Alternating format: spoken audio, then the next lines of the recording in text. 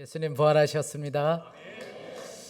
그 부활의 주님을 찬양하고 또 부활의 기쁨과 그 부활의 능력이 여러분의 삶 가운데 또 여러분의 가정 가운데 충만할 수 있기를 간절히 축복합니다. 우리가 1년에 한 번씩 이렇게 부활절을 지킵니다. 그런데 성경 어디에도 1년에 한 번씩 부활절을 너희들이 잘 지켜라 이런 기록이 없습니다. 왜냐하면 우리에게는 매 주일이 부활절이기 때문에 그렇습니다. 여러분, 그러니 우리에게 있어서 가장 중요한 것은 부활의 신앙으로 살아가는 것입니다.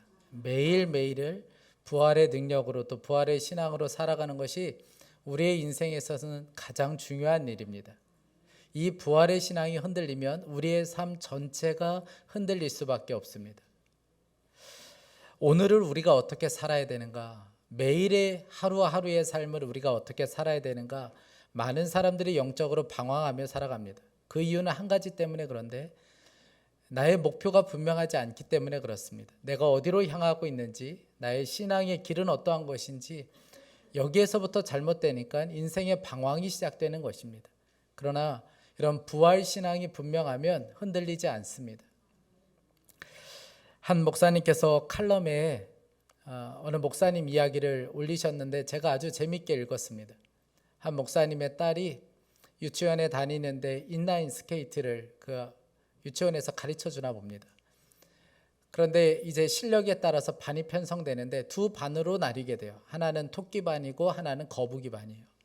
여러분, 어느 반으로 가고 싶겠습니까? 당연히 토끼 반 가고 싶죠. 아이가 열심히 했어요. 그래서 이 아이가 토끼 반에 들어갔어요. 집에 와서 토끼 반이 되었다고 그럼 되게 좋아할 줄 알았는데 이 아이가 너무 시무룩한 거예요. 그래서 이유를 들어보니까 아이들이 많아서 세 반으로 하게 되었다는 거예요. 토끼 반이 있고 그 위에 또 한 반이 생겼는데 독수리 반이 생긴 거예요. 아이가 이것 때문에 너무 시무룩한 거예요. 그래서 이 아이가 그때부터 더 열심히 했습니다. 내가 독수리 반이 되어야겠다. 더 열심히 했어요. 그리고 나서 나중에 반이 편성되었는데 이 아이의 반이 비행기 반이 된 거예요. 얼마나 좋겠어요. 그래서 집에 와서 비행기 반이 되었다고 그래서 식구들이 다 축하해 줬어요. 그랬더니 아이가 기뻐하지 않는 거예요. 다른 친구들은 다 다른 반으로 갔다는 거예요. 그래서 도대체 무슨 반으로 갔냐? 로켓 반으로 갔다는 거예요. 그래서 너무 속상하다고, 자기 너무 화난다고. 여러분, 이게 아이들만의 문제입니까? 여러분, 우리들은 그렇게 살고 있지 않습니까? 우리가 굉장히 마음이 상하고 괴로울 때가 언제예요? 다른 사람과 비교했을 때. 다른 사람은 되게 잘 되는 것 같은데 나는 늘 그 자리고 나는 점점 뒤처지는 것처럼 여겨질 때, 여러분, 그때 우리가 얼마나 마음 상하는 일이 많습니까? 다른 사람과 비교하며 더 가야 되는데, 더 많은 걸 얻어야 되는데 그거 못 얻어서 날마다 속상하고 괴롭고 그렇게 살 때가 너무나도 많죠.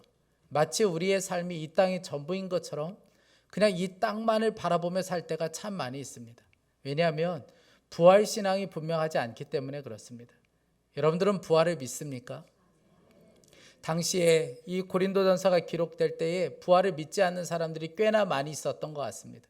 그래서 성경이 이렇게 기록해요. 12절 말씀에 그리스도께서 죽은 자 가운데서 다시 살아나셨다 전파되었거늘 너희 중에서 어떤 사람들은 어찌하여 죽은 자 가운데서 부활이 없다 하느냐. 여러분, 부활은 예수님의 죽음과 함께 중요한 두 기둥이에요. 죽음 없이 부활 없고 부활 없이 죽음이 없습니다. 그러니까 부활을 믿지 못한다는 것은 예수님의 죽음도 믿지 못한다는 의미와 똑같습니다. 오늘 또한 16절 17절에 이렇게 말씀합니다. 만일 죽은 자가 다시 살아나는 일이 없으면 그리스도도 다시 살아나신 일이 없었을 터이요 그리스도께서 다시 살아나신 일이 없으면 너희의 믿음도 헛되고 너희가 여전히 죄 가운데 있으리라. 망한 인생이라는 거예요. 부활이 없었다면 우리의 인생 전체는 망한 인생이라는 것이죠. 부활이 없다면 예수님의 이 죽음도 없고 예수님의 부활도 없었을 것이고 그러면 기독교도 없었을 것이고 성경에 나와 있는 모든 것들은 다 거짓이 될 수밖에 없습니다. 우리의 믿음도 다 가짜고 복음도 다 가짜일 수밖에 없는 것이죠. 게다가 구원이라는 것은 꿈꿀 수도 없기 때문에 우리는 다 죄 가운데 머물러 살다가 망할 수밖에 없는 우리의 인생이었습니다. 부활이 없다면 이런 일이 벌어질 수밖에 없다는 거예요. 그러니 부활이 없다. 그건 말도 안 되는 일이야. 이 세상에서 가장 불쌍한 사람이 누구인가? 부활을 믿지 못하고 이 땅만을 바라보며 살아가는 사람들이 가장 불쌍한 사람이라고 성경은 기록하고 있습니다. 19절 말씀에 만일 그리스도 안에서 우리가 바라는 것이 다만 이 세상의 삶뿐이면 모든 사람 가운데 우리가 더욱 불쌍한 자니라. 여러분, 바라는 것이라고 말하고 있습니다. 우리의 바람이 단순히 이 땅만 바라며 살면은 그 사람이 가장 불쌍한 사람이라는 거예요. 이 땅에서 더 많은 것만 바라보며 그것만 구하는 인생, 그저 이 땅에서 건강한 몸만을 구하며 그것만 바라보며 살아가는 인생, 이 땅에서 남들보다 더 뛰어난 인생을 살고자 그렇게 몸부림치며 그것만 바라며 사는 인생, 여러분, 그 인생이 가장 불쌍한 사람이라는 것이죠. 여러분, 왜 이런 걸까요? 부활을 믿지 못하기 때문에 그렇습니다. 목사님, 저는 부활을 믿습니다. 예수님의 부활을 믿습니다. 여러분, 예수님의 부활을 믿지 않는 사람이 이 자리에 모일 리는 없습니다. 예수님의 부활을 다 믿죠. 그런데 여러분, 거기에서 머무르면 안 되는 거예요. 예수님의 부활과 함께 우리도 부활한다는 사실까지 믿어져야 하는 것입니다. 오늘 20절 말씀에 말씀합니다. 그러나 이제 그리스도께서 죽은 자 가운데서 다시 살아나사 잠자는 자들의 첫 열매가 되셨도다. 22절에 아담 안에서 모든 사람이 죽은 것 같이 그리스도 안에서 모든 사람이 삶을 얻으리라. 또 23절에 그러나 각각 자기 차례대로 되리니 먼저는 첫 열매인 그리스도요, 다음에는 그가 강림하실 때에 그리스도에게 속한 자요. 이렇게 기록합니다. 예수 그리스도께서 부활의 첫 열매가 되신다는 거예요. 그러면 이 이야기는 뒤에 또 다른 열매가 있다는 거예요. 예수님만 부활하시는 것이 아니라 그 예수님께 속한 사람들도 부활하게 된다는 것을 성경은 분명하게 기록하고 있습니다. 그러니 여러분, 부활을 믿는다는 것은 예수님만 부활하는 것뿐만 아니라 우리도 이 땅에서 죽고 끝나는 것이 아니다. 우리도 부활이 있다. 우리도 다시 살게 된다. 여기까지 믿어져야 그게 진짜 부활신앙인 거예요. 여러분, 이 부활신앙이 분명해야 오늘 우리가 하루를 어떻게 살지가 분명할 수 있게 돼요. 왜 우리의 인생이 방황되는가? 여러분, 그것은 부활신앙이 분명하지 않으니까 오늘 하루를 어떻게 살아야 될지를 모르겠는 거예요. 우리가 잘 아는 대로 사도 바울은 복음을 전하다가 말도 못하는 어려움을 많이 당했습니다. 우리가 읽진 않았지만 30절 31절에 또 어찌하여 우리가 언제나 위험을 무릅쓰리요? 31절에 형제들아, 내가 그리스도 예수 우리 주 안에서 가진 바 너희에 대한 나의 자랑을 두고 단언하노니 나는 날마다 죽노라. 정말 날마다 죽음과도 같은 시간을 보냈어요. 그 복음을 전하는 일 때문에. 여러분, 그럼에도 불구하고 사도 바울이 이 죽음의 고비를 넘어가고 또 넘어가면서도 끝까지 이 복음을 전할 수 있었던 이유는 한 가지 때문에 그렇습니다. 그에게 부활신앙이 분명했기 때문에 그래요. 이 땅에 죽는 것으로 끝나는 것 아니다. 부활의 때가 있다. 하나님 앞에서 상급을 받을 그때가 있다. 이 부활신앙이 분명했기 때문에 그는 흔들리지 않고 끝까지 이 길을 갈 수 있었습니다. 여러분, 그런데 만약 부활이 없다면 이렇게 고생스럽게 살 필요가 없어요. 만약 부활이 없다면 여러분, 이렇게 모여서 예배 드릴 이유도 없습니다. 다 꽃놀이 가고 여행을 가죠. 굳이 여기 와서 이렇게 예배할 이유가 뭐가 있겠습니까? 여러분, 힘들고 어려울 때 말씀을 전할 이유가 뭐가 있으며 복음을 전할 이유가 뭐가 있고 가족들 그렇게 안 믿는다고 이야기하는데 여러분, 그렇게 복음을 전하며 전도할 이유가 어디 있습니까? 만약 부활이 없다면 다 쓸데없는 짓에 불과한 것이죠. 다 헛수고에 불과합니다. 그러나 여러분, 우리에게는 분명한 부활이 있습니다. 이 땅에서 죽는 것으로 끝나는 것이 아니라 이 땅에 영원한 것, 부활, 그날이 있습니다. 만약 그날이 없으면 그저 오늘도 우리는 먹고 마시며 그냥 나의 육신만을 위해서 즐기며 살면 되는 거예요. 당시에 그런 사람들이 있었습니다. 32절에 내가 사람의 방법으로 에베소에서 맹수와 더불어 싸웠다면 내게 무슨 유익이 있으리요? 죽은 자가 다시 살아나지 못한다면 내일 죽을 터이니 먹고 마시자 하리라. 그냥 먹고 마시면 된다는 것이죠. 여러분, 이런 말 들어보셨습니까? 카르페 디엠이라는 말 들어보셨습니까? 이 순간이 가장 중요해요. 그냥 이 순간을 잘 즐기며 사는 것. 여러분, 그 말이 바로 카르페 디엠입니다. 우리나라 말로는 욜로라는 말이 있죠. 그냥 인생은 한순간이에요. 인생의 한순간이다. 내일이라는 건 없다. 내일이 있을 거라는 보장도 없는데 뭐하러 그날 때문에 우리가 오늘의 이 즐거움을 포기할 수 있겠는가? 오늘을 즐기며 살자. 여러분, 그 사람들이 바로 욜로족이라는 사람들입니다. 여러분, 만약 부활이 없다면 다 이렇게 살면 되는 거예요. 즐기며 적당히 죄와 타협하며 손해보지 않고 억울한 일 당하지 않고 여러분, 그냥 그렇게 즐기며 살면 되는 것이죠. 그런데 우리는 그렇게 살 수 없어요. 왜냐하면 우리에게는 부활이 있기 때문에 그렇습니다. 그래서 사도 바울이 당시에 사람들에게 속지 말라고 이야기합니다. 33절 말씀에 속지 말라, 악한 동무들은 선한 행실을 더럽히나니. 사도 바울이 너무 애통한 마음으로, 간절한 마음으로 사람들에게 이야기하고 있는 거예요. 여러분, 제발 속지 마십시오. 부활이 없다고 말하는 사람들, 부활이 없는 것처럼 살아가는 사람들, 저 사람들이 잘 사는 것처럼 보이지만, 저 사람이 대단히 세상을 즐기며 사는 것처럼 보이지만, 여러분들 그 말에 속지 마십시오. 부활이 있습니다. 그 이야기를 지금 하고 있는 거예요.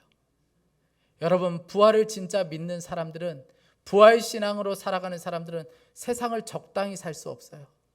적당히 신앙생활할 수가 없습니다. 주기철 목사님이 마지막 순교를 당하시기 전에 잠깐 동안 그 감옥에서 나오셨던 적이 있어요. 사람들이 회유하기 위해 잠깐 풀어준 것이죠. 그러자 이 목사님이 가장 먼저 간 곳이 어디냐면 본인이 목회하셨던 산정현 교회 가셨어요. 그리고 성도들을 이렇게 모아놓고 마지막 순교하기 전에 이런 설교를 하셨습니다. 나의 사랑하는 교우 여러분, 그리스도의 사람은 살아도 그리스도인답게 살고 죽어도 그리스도인답게 죽어야 합니다. 죽음을 무서워 예수를 저버리지 마시오. 풀의 꽃과 같이 시들어 떨어지는 목숨을 아끼다가 지옥에 떨어지면 그 안이 두렵습니까? 한 번 죽어 영원한 천국 복락, 그 안이 즐겁습니까? 이 주목사가 죽는다고 슬퍼하지 마십시오. 나는 내 주밖에 다른 신 앞에서 무릎을 꿇고는 살 수가 없습니다. 더럽게 사는 것보다 차라리 죽고 또 죽어 주님 향한 정절을 지키려 합니다. 주님을 따라 나의 주님을 따라서의 죽음은 나의 기원입니다. 오 주님 예수여, 내 영혼을 주님께 부탁합니다. 십자가를 붙잡고 쓰러질 때 내 영혼을 받으십시오. 옥중에서나 사형장에서 내 목숨 끊어질 때 내 영혼 받으십시오. 아버지의 집은 나의 집, 아버지의 나라는 나의 고향이로소이다. 더러운 땅을 밟던 내 발을 씻어서 나로 하여금 하나님 나라 황금길에 걷게 하옵소서. 죄악 세상에서 부대끼던 나를 깨끗하게 하여 주사 영광의 존전에 서게 하옵소서. 내 영혼을 주님께 부탁하나이다. 여러분, 주기철 목사님은 우리와 똑같은 성전을 가지고 있는 사람이에요. 똑같은 몸을 가지고 있는 사람입니다. 연약한 인간에 불과해요. 그럼에도 불구하고 이 목사님이 끝까지 순교의 길을 갈 수 있었던 것은 한 가지 부활신앙이 분명했기 때문에 그렇습니다. 제가 지난주 기독교 정신으로 세워진 태아 복지관이 있는데 이 복지관에 관할하는 재단이 있습니다. 103년 된 재단인데 이 태아 복지 재단에 가서 직원들 예배를 인도했어요. 와, 직장 안에서도 이렇게 은혜로울 수 있구나. 정말 대단한 은혜와 도전을 받고 왔습니다. 이제 말씀을 전하고 몇 사람 직원들과 함께 식사를 하는데 그때 식사하는 중에 한 분이 그런 이야기 하셨어요. 올 1월에 교회의 초등학교 아이들 또 청소년 아이들을 데리고 선교 다녀온 이야기 해주셨습니다. 그 나라가 불교 국가라 초등학교를 가고 또 중학교에 갔더니 꼭 수업하기 전에 전교생들이 불교 경전을 외운다는 거예요. 다 일어나서 불교 경전을 외우는데 이 팀들이 가서 보는데 다 불교 경전을 외우는데 한 사람만 입을 딱 다물고 하지 않고 있더라는 거예요. 초등학교에 갔는데 알고 보니까 선교사님 자녀예요. 그 아이만 입을 다물고 경전을 외우지 않고 있는 거예요. 그런데 이 아이가 선교팀 왔다고 얼마나 좋아하던지 불교 국가에서 자기와 똑같이 예수님을 믿는 사람, 그 친구들을 보니까 너무 반가운 거예요. 그러면서 너무 좋아하더라는 거예요. 한국에서 간 이 선교팀들은 전교생들이 불교 경전을 외우고 있을 때 입을 다물고 마치 내가 그리스도인입니다, 내가 예수님을 믿는 사람입니다, 그렇게 서 있는 그 아이를 보면서 얼마나 많이 울고 왔는지, 너무 큰 도전을 받고 왔다는 것. 사랑하는 여러분, 만약 부활이 없다면 이 아이는 세상 미련한 짓을 하고 있는 거죠. 진짜 미련한 행동을 하고 있는 겁니다. 그런데 부활이 있기 때문에 이 아이는 가장 아름다운 모습을 지금 보여주고 있는 것 아니겠습니까? 여러분, 우리가 세상을 살아가면서 흔들릴 때가 많죠. 그러나 이 세상을 살아가면서 우리가 흔들리지 않고 끝까지 갈 수 있는 것은 바로 부활신앙이에요. 그래서 사도 바울이 오늘 58절 말씀에 이렇게 도전하고 있습니다. 58절에 우리 다 함께 한 목소리로 58절을 읽어보겠습니다. 시작. 그러므로 내 사랑하는 형제들아,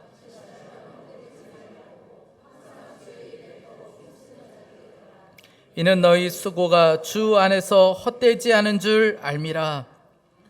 여러분, 바울은 흔들리지 말라고 이야기합니다. 왜냐하면 너희들의 수고가 헛되지 않기 때문에 흔들리지 말고 계속해서 전심으로 주의 일을 하라고 권하고 있습니다. 여러분, 하나님을 예배하는 일을 최우선으로 여기며 사는 삶, 우리가 날마다 하나님께 기도하는 삶, 힘들고 어려워도 복음을 전하고 내가 손해를 보더라도 사랑하며 사는 삶, 여러분, 이러한 삶은 절대로 헛수고가 아닙니다. 이 수고는 결코 헛되지가 않습니다. 부활의 때 그날이 있고 주님께서 그 부활의 때에 우리 수고의 보장이 되어주시기 때문에 그렇습니다. 제가 고향이 저 충남 당진인데 그 당진에 갈 때마다 제가 늘 찾아뵙고 인사하고 그리고 제가 늘 기도를 받고 오는 할머니가 계세요. 할머니 권사님이신데 제가 늘 약국 할머니라고 불리는, 저희 동네에서는 약국 할머니라고 불리는 권사님이세요. 이분이 지난주 하나님의 부름을 받으셨어요. 93세에 돌아가셨습니다. 말씀을 너무나도 사랑해서 밤에 주무실 때면 늘 말씀을 읽으셨고 그리고 늘 기도로 사신 분이세요. 자녀들을 위해서 기도하고 교회를 위해서 기도하고 무엇보다 저를 위해서 하루도 빠짐없이 날마다 기도해 주시는 그런 권사님이세요.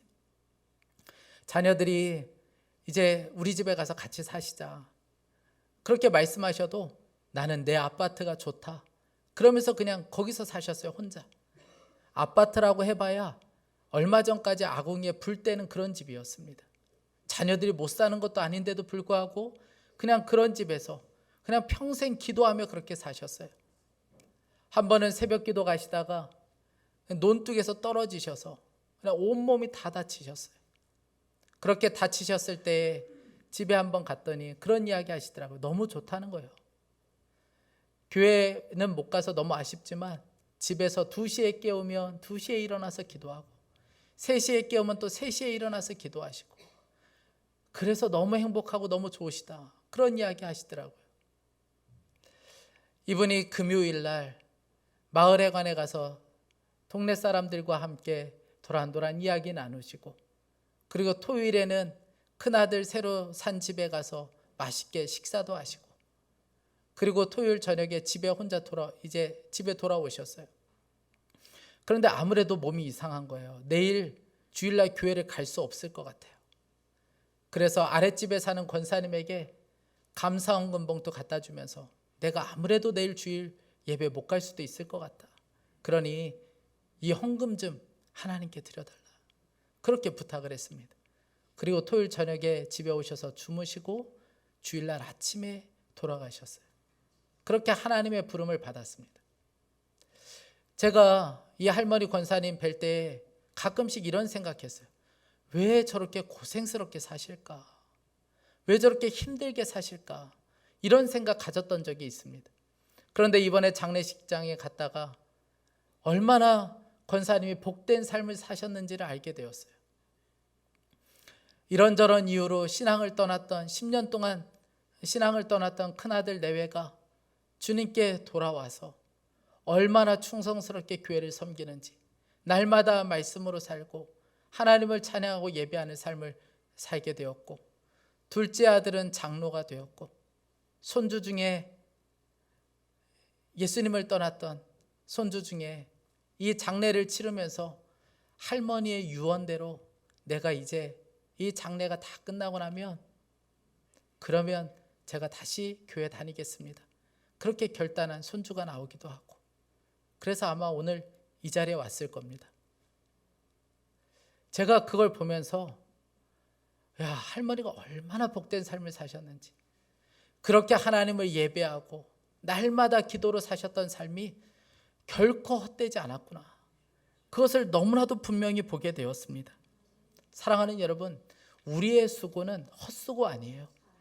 우린 지금 헛수고하고 있는 것이 아닙니다. 부활의 때 모든 것이 다 밝히 보여지게 될 것입니다. 물론 우리의 삶이 녹록하지가 않지요. 이 고생을 언제까지 해야 되나? 이 질병으로 인한 이 고통, 이 아픔을 언제까지 겪어야 되나?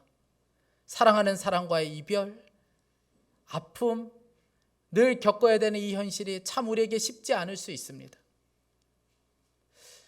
제가 오늘 설교를 오늘을 어떻게 살아야 합니까? 이렇게 설교 제목을 잡았습니다. 그 이유가 있어요. 이번 주에 한 분이 저에게 와서 이렇게 통곡하며 울며 저에게 물었기 때문에 그렇습니다. 어떻게 살아야 합니까? 목요일 날 한 분이 늦은 시간에 교회에 찾아오셨어요. 얼굴이 완전히 초췌해졌어요. 완전히 얼굴이 페인이 돼서 오셨어요. 그러면서 저한테 사무실에서 통곡을 하며 울며 저한테 물으시더라고요. 목사님, 제발 답변 좀 해보세요. 제가 왜 살아야 하는 겁니까?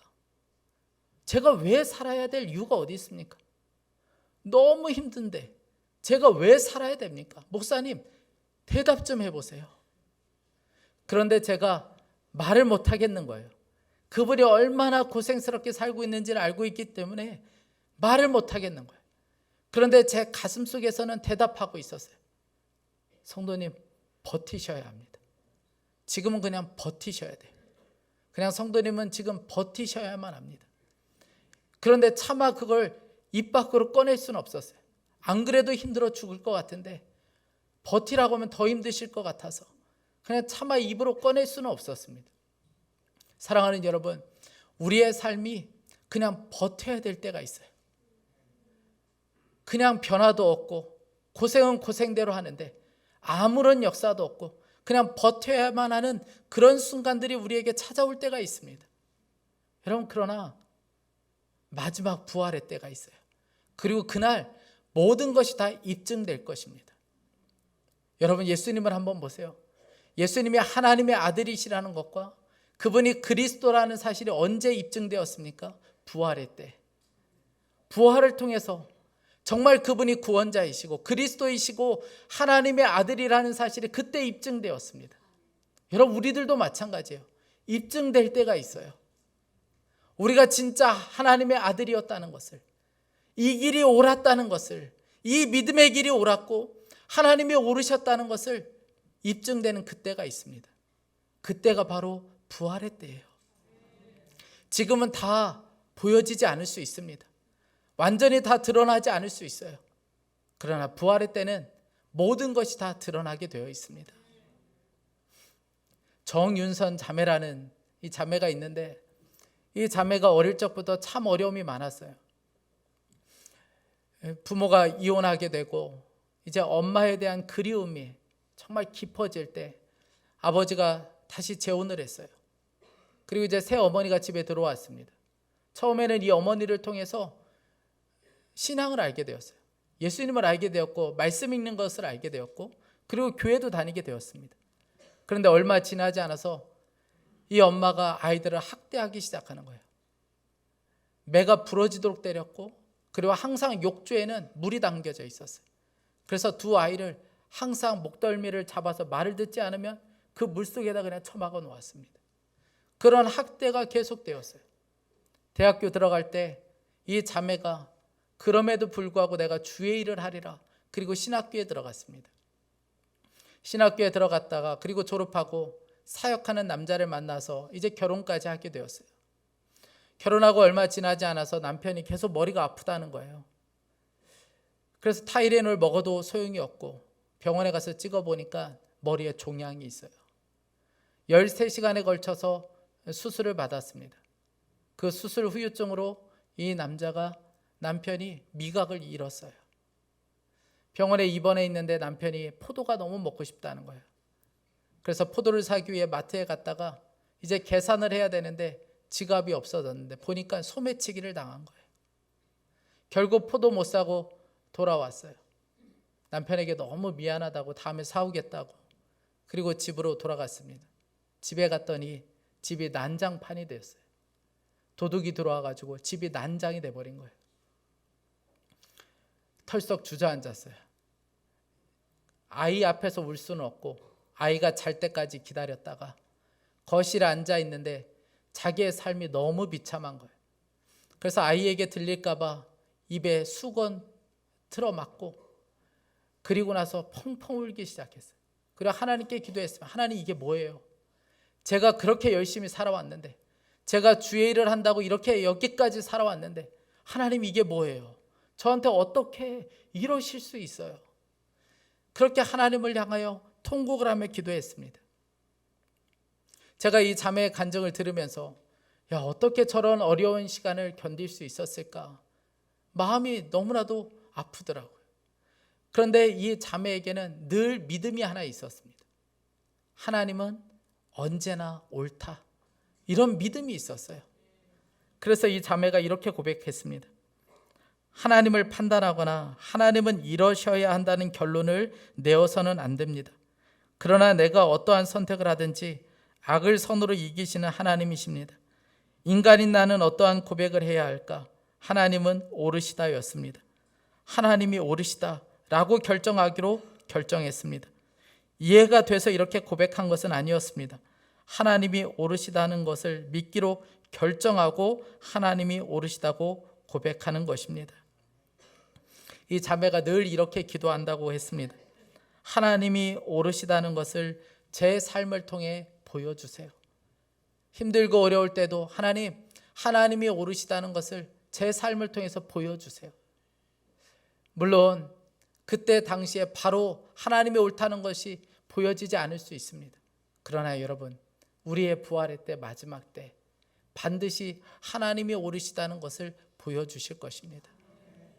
지금은 모든 것이 다 희미할 수 있어요. 모든 것이 안 보일 수 있습니다.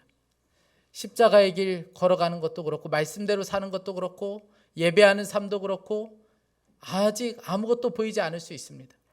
그러나 여러분, 부활의 때 우리가 십자가의 길 걸어간 이 길이 옳았다는 것을 보게 될 것이고, 말씀대로 살았던 그 삶이 옳았다는 것을 알게 될 것이고, 힘들고 죽을 것 같아도 내 남편, 내 아내, 우리 자녀들을 끝까지 사랑으로 섬겼던 것이 옳았다는 것을 반드시 그날 우리는 보게 될 것입니다. 부활의 때가 있어요. 예수님만 부활하신 것이 아니라 우리도 부활하는 그때가 있습니다.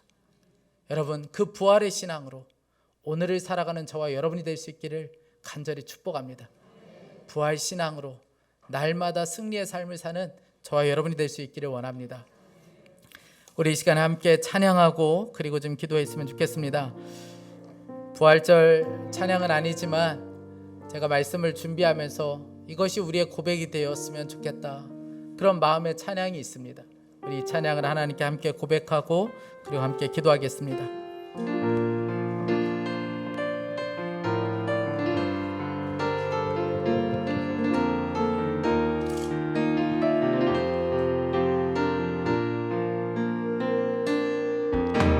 주님 다시 오실 때까지 나는 이 길을 가리라.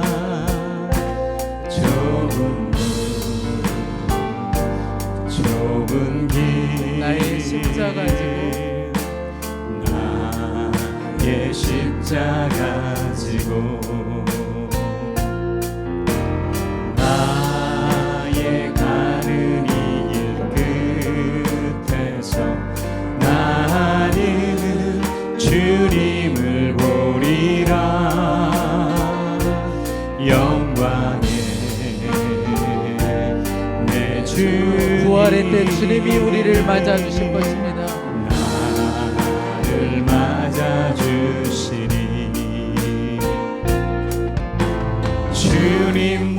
다시 오실 때까지 나는 일어나 달려가리라.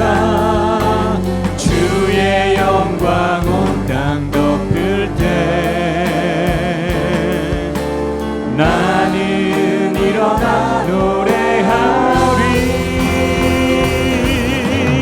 내 사모하는 주님 온 세상 그 주시라. 내 사모하는 주님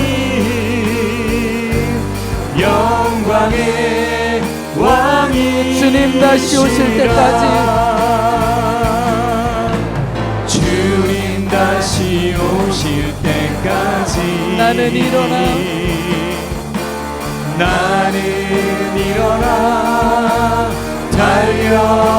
달려가리라.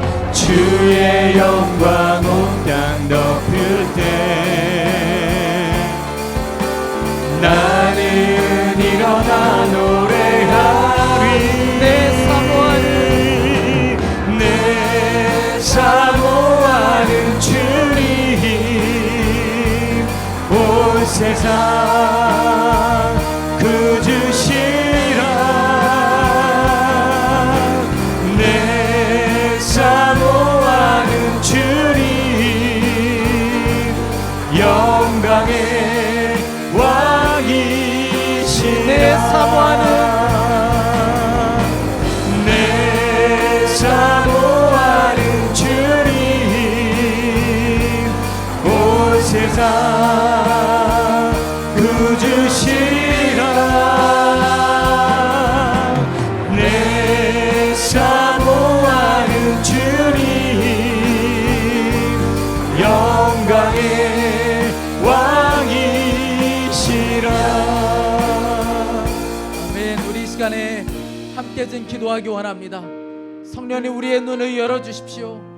그저 이 땅만 바라보며 이 땅이 전부인 것처럼 살아가는 우리에게 하나님 나라가 있고 우리 부활의 때가 있음을 알 수 있도록 영적인 눈이 열리도록 우리의 눈을 열어 주옵소서. 하나님 또한 부활의 신앙으로 오늘을 살게 하여 주옵소서.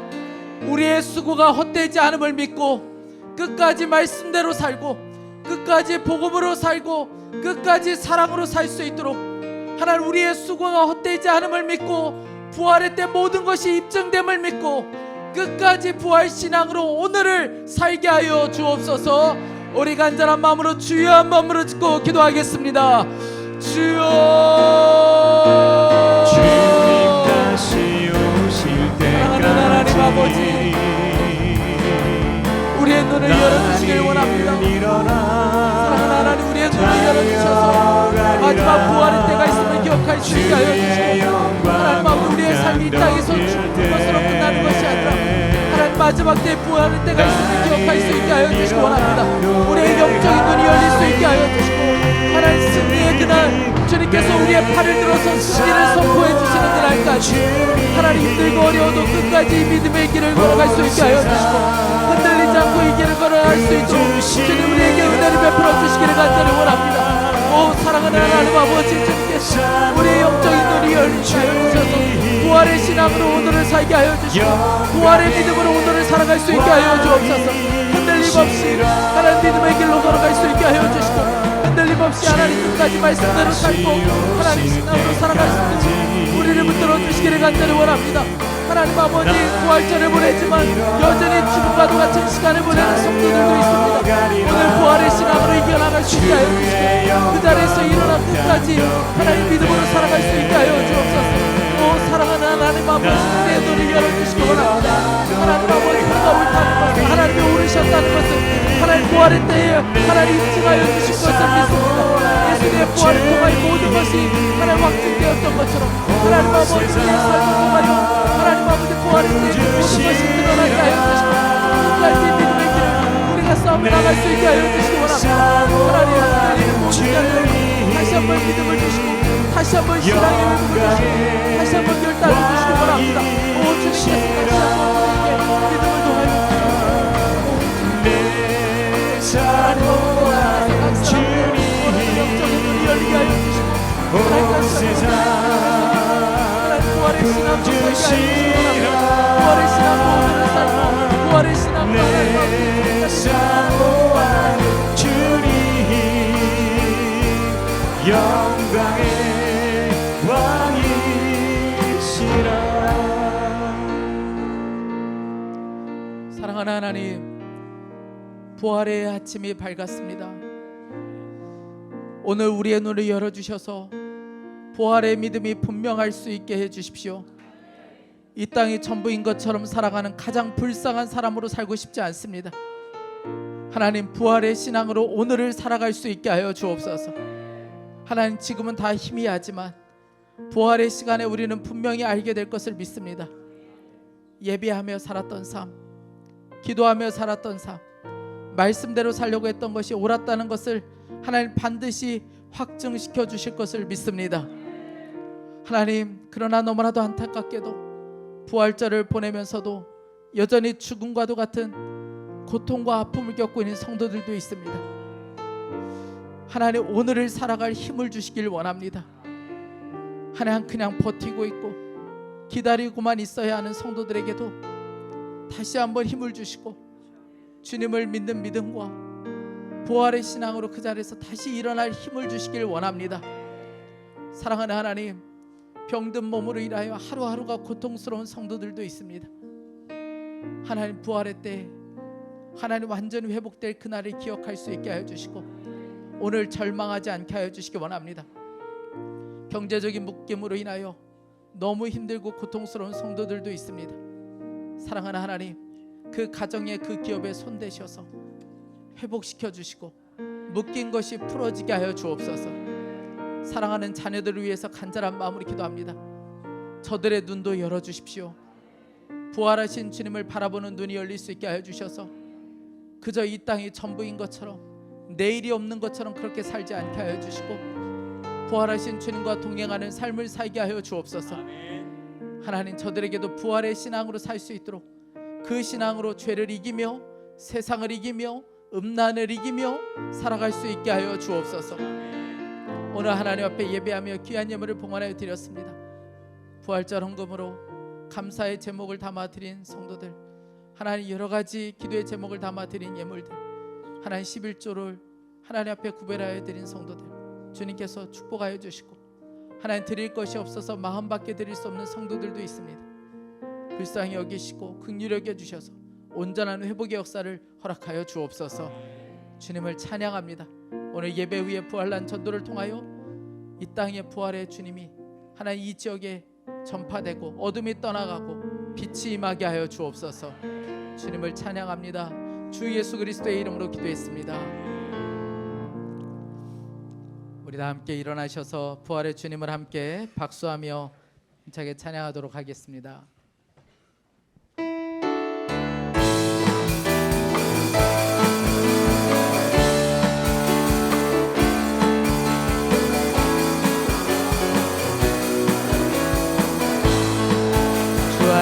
주 하나님 독생자 예수 날 위하여 오시었네. 내 모든 죄 다 사시고 죽음에서 부활하신 나의 구세주 살아계신 주 나의 참된 소망 걱정 근심 전혀 없네. 사랑의 주 내 갈 길 인도하니 내 모든 삶의 기쁨 늘 주가 우리 3절 찬양합니다. 그 언젠가 주 뵐 때까지 너를 위해 싸우리라. 승리의 길 멀고 험해도 주님께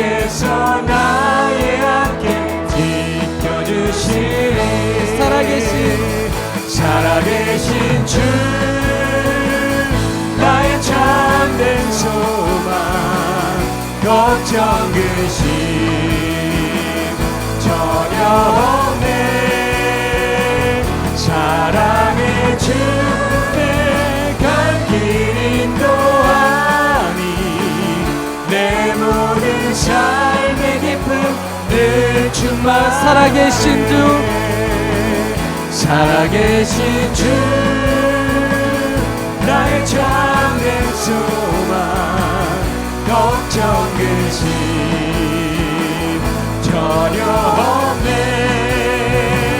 사랑의 주 내가 길 인도하니 내 모든 삶의 기쁨 늘 충만하네.